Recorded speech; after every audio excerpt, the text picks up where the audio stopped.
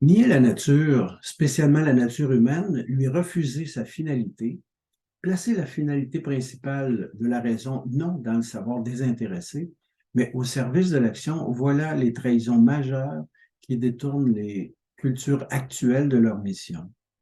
D'après le professeur Warren Murray, l'indépendance de l'art face à la morale compte pour l'une des pires parmi les déviations qui s'ensuivent de celle-là.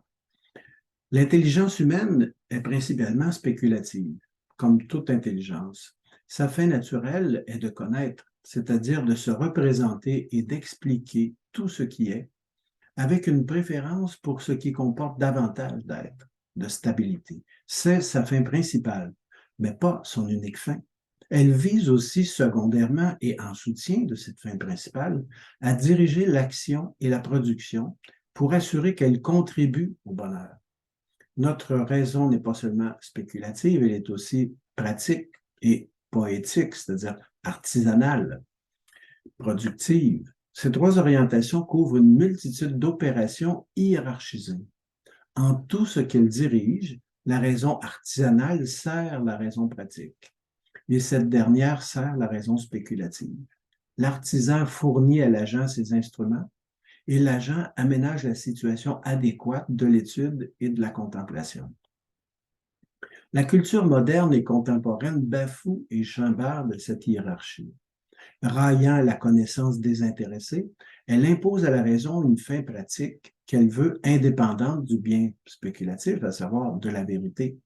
Elle libère aussi la raison artisanale de la raison pratique, résiliant toute autorité de la morale sur l'âme. Pour couronner son œuvre de libération, notre culture asservit la raison spéculative aux raisons pratiques et artisanales. Elle asservit même la raison pratique à la raison artisanale, accordant ainsi une importance démesurée à l'art et à la technologie. Le bien de l'homme ne se mesure plus à sa sagesse ni à sa vertu, mais à sa production, à son développement économique, dit-on. Le modernisme admet seulement la recherche qui facilite l'action. En outre, il privilégie l'action qui améliore la technologie. Nos contemporains dépensent le plus clair de leurs énergies à mettre à jour leurs instruments cellulaires, ordinateurs, voitures et toute la panoplie. Tout occupés à réapprendre leur maniement, ils ont peu de temps pour les appliquer à leur usage supposé. La politique même devient aberrante. Elle devrait concerter la collaboration humaine en vue du bonheur commun et donc se concentrer sur l'éducation. Plutôt, elle se réduit à un ensemble de techniques destinées au développement à l'infini d'instruments de bien-être matériel dont l'usage est laissé à la fantaisie de chacun. En bon sens, certes, on doit reconnaître une liberté importante alors, même à celui qu'on dit servile. L'œuvre à produire, c'est l'artisan qui sait comment la produire. C'est lui qui maîtrise la méthode de production adaptée aux matériaux sollicités.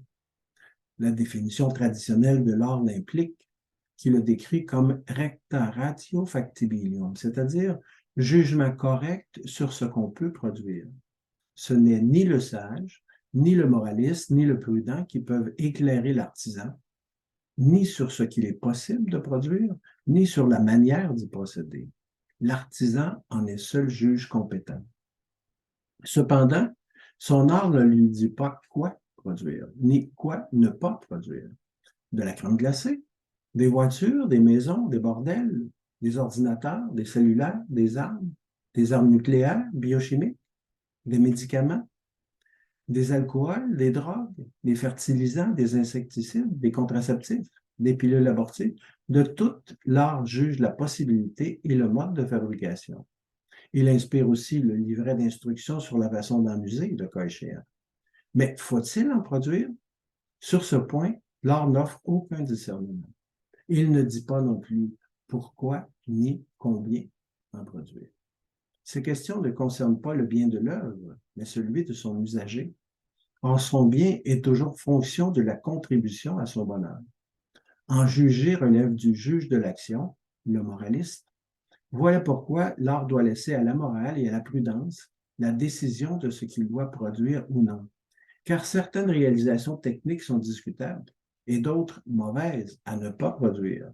La bombe nucléaire, par exemple, causerait un dommage si disproportionné qu'on ne doit pas la produire. Le seul bien qu'on ose lui créditer est de dissuader l'ennemi de s'en servir, justement. Il faut interdire de même tout produit dont l'usage constitue une action morale, comme tout produit dont l'avantage balance avec des effets négatifs disproportionnés. La situation est rarement absolue et le jugement porte ordinairement sur l'équilibre de l'usage et par conséquent sur la quantité à produire. Par exemple, les outils qui facilitent le plus les opérations humaines, comme l'ordinateur, l'Internet, les robots, le cellulaire, peuvent, introduits sans réserve, assez faciliter certaines opérations pour rendre inutile un grand nombre d'individus et les réduire à la famine. Par ailleurs, l'Internet aide fantastiquement au développement des connaissances, mais pourrit le cœur des jeunes avec la pornographie, l'intimidation, la désinformation, la vaine curiosité. Son producteur reste impuissant à discerner avec son art quel équilibre assurer dans la production des outils pertinents. Seule une prudence morale très raffinée peut y arriver. Mais chacun fronce les sourcils aujourd'hui à la mention qu'un artisan doit soumettre ses projets au jugement du moraliste, au jugement de la prudence politique. Toute critique morale sonne fasciste.